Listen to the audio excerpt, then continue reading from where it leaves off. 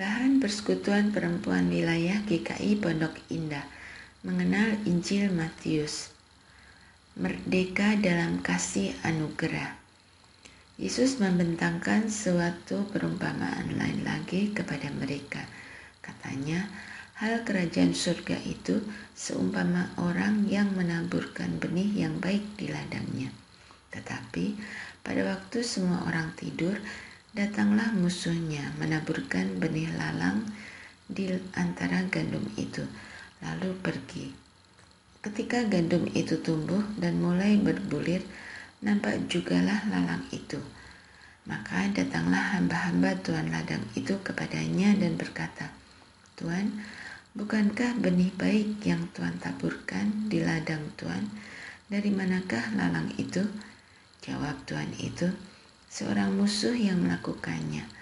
Lalu berkatalah hamba-hamba itu kepadanya, "Jadi, maukah Tuan supaya kami pergi mencabut lalang itu?" Tetapi ia berkata, "Jangan, sebab mungkin gandum itu ikut tercabut pada waktu kamu mencabut lalang itu.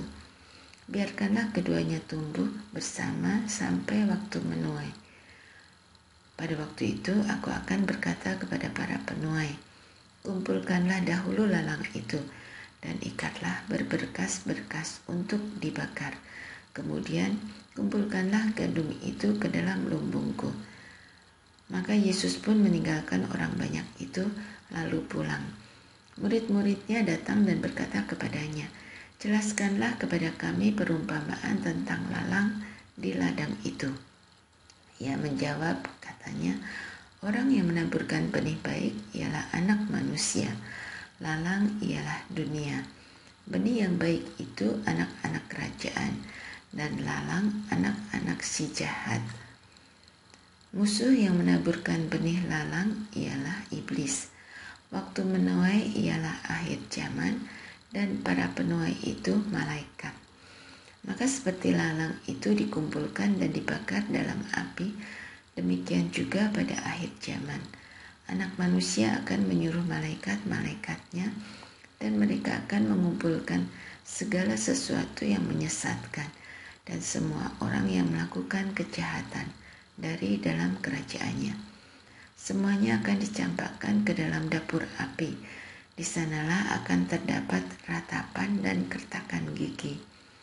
Pada waktu itulah orang-orang benar akan bercahaya seperti matahari dalam kerajaan Bapa mereka.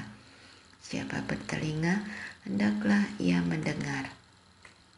Dalam refleksi kita tentang merdeka dari perbudakan, kita menghadapi gambaran yang kuat tentang perbudakan dosa yang telah melumpuhkan dan merusak banyak kehidupan.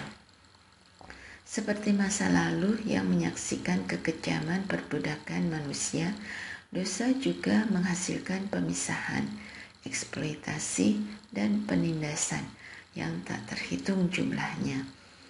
Namun, melalui bahan khotbah ini, kita dipanggil untuk menyadari bahwa pemulihan dari kasih anugerah Allah menghadirkan kemerdekaan sejati bagi kita. Kemerdekaan ini bukanlah pencapaian manusia semata, tetapi hadiah Allah yang membebaskan kita dari belenggu dosa dan memungkinkan kita untuk hidup sesuai dengan kehendak-Nya. Dalam perjalanan rohani ini, kita diperingatkan untuk mengenali benih kebenaran yang Allah tanamkan dalam hidup kita. Seperti benih yang perlu dijaga, dipelihara, dan diberi waktu untuk bertumbuh. Kita harus memiliki kesabaran dan ketekunan untuk mengalami proses ini. Kita harus terus berhubungan dengan Allah yang merupakan sumber pertumbuhan dan penguatan kita. Melalui relasi ini, kita akan belajar untuk mengandalkannya dan tidak tergoyahkan oleh tantangan yang datang menghampiri. Kemerdekaan dalam Kristus tidak hanya tentang pembebasan dari dosa, tetapi juga tentang mengambil tanggung jawab untuk hidup dalam ketaatan kepada Allah. Selanjutnya, Kemerdekaan ini membawa kita pada panggilan untuk menyatakan pilihan kita dengan berani dan tegas memilih hidup yang baik, benar, adil, dan penuh kasih. Hal ini tidak selalu mudah karena akan ada penolakan dan pertanyaan yang muncul. Namun, kita dipanggil untuk memiliki keteguhan hati dan keyakinan bahwa Allah akan menggenapi janjinya bagi kita. Dalam hidup yang merdeka ini, kita juga dipanggil untuk tumbuh dalam nilai kebajikan, resiliensi, atau daya lenting. Ketika menghadapi tekanan dan penderitaan, kita tidak akan patah semangat atau putus asa. Tetapi dengan ketekunan, kesabaran, dan keyakinan pada pemeliharaan Allah, kita akan menghadapi setiap tantangan dengan teguh dan sabar. Allah adalah sumber kekuatan kita, dan dalam Dia kita akan bertahan dan tumbuh menjadi lebih baik. Kita adalah gereja yang merdeka dalam Yesus Kristus, dan dengan kebebasan ini kita dipanggil untuk menjadi berkat bagi dunia. Dengan pengharapan dan keyakinan pada pemeliharaan Allah, kita akan menjadi persekutuan umat-Nya yang kuat dan penuh kasih. Dalam setiap perjuangan dan perubahan zaman, kita akan memegang teguh nilai kebajikan, resiliensi, menjadi orang-orang yang bertumbuh aktif dalam upaya menghadirkan kebaikan Tuhan di dunia ini. Jadi, marilah kita hidup dalam kemerdekaan yang telah diberikan oleh Allah. Mari kita melihat segala sesuatu dalam hidup kita melalui kacamata benihnya, menghidupi panggilan hidup kita dengan nilai kebajikan, resiliensi, dan menyatakan pilihan kita dengan tegas di dalam Kristus, dengan hati yang rendah dan ketakutan yang dapat dipulihkan dalam pengharapan pada Dia. Kita akan terus tumbuh dalam kasih anugerah Allah, menjadi saksi-saksi kebaikannya di dunia yang membutuhkan terangnya. Renungan singkat, merdeka dari perbudakan.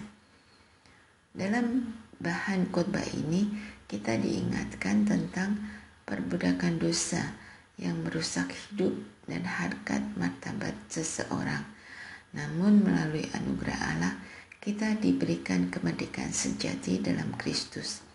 Kemerdekaan ini memungkinkan kita untuk hidup sesuai dengan nilai dan tataran Allah.